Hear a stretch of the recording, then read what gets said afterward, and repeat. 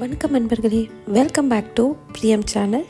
வாங்க இன்றைக்கி ஒரு ஈஸியாக சூப்பரான ஒரு சிக்கன் ரெசிபி பார்க்கலாம். ஸோ இன்றைக்கி என்ன பண்ண போகிறோம்னா சிக்கன் விங்ஸ் எப்படி பண்ணுறதுன்னு பார்க்கலாம். இதுக்கு நம்ம வெங்காயம் தக்காளி எதுவுமே யூஸ் பண்ண வேண்டாங்க. இது ரொம்ப ஈஸியாக சிம்பிளாக பண்ணிடலாம். குக்கிங் டைம் பார்த்திங்கன்னா 15 to 20 மினிட்ஸ் தான் ஆகும்.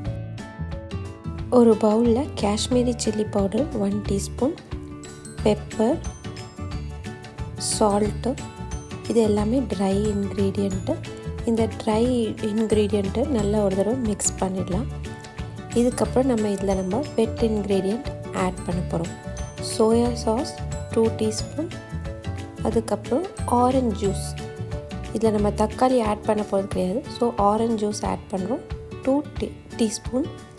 அதுக்கப்புறம் ஆலிவ் ஆயில் இருந்தால் போடுங்க. அப்படி இல்லைன்னா உங்கள்கிட்ட இருக்கிற கோகோனட் ஆயில் இல்லை கிரவுண்ட்நட் ஆயில் எது வேணால் சேர்த்துக்கலாம்.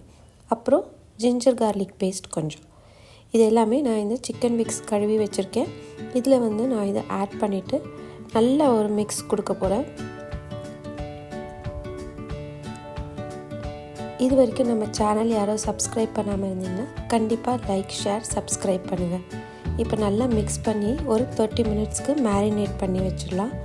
இப்போ நான் 30 மினிட்ஸ்க்கு அப்புறம் ஒரு பேனில் பட்டர் போட்டு இந்த சிக்கன் விங்ஸை ஸ்ப்ரெட் பண்ண போகிறேன்.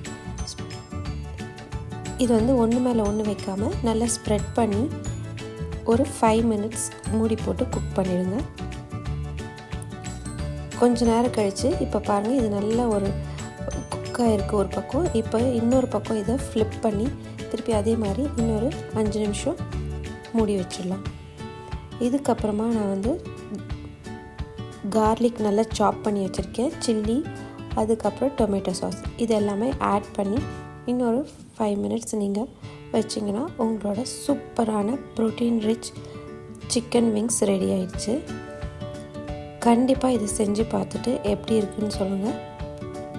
மறக்காமல் எங்கள் சேனலை லைக், ஷேர், சப்ஸ்கிரைப் பண்ணுங்கள். இன்னொரு இன்ட்ரெஸ்டிங்கான வீடியோவில் சந்திக்கலாம். தேங்க்யூ.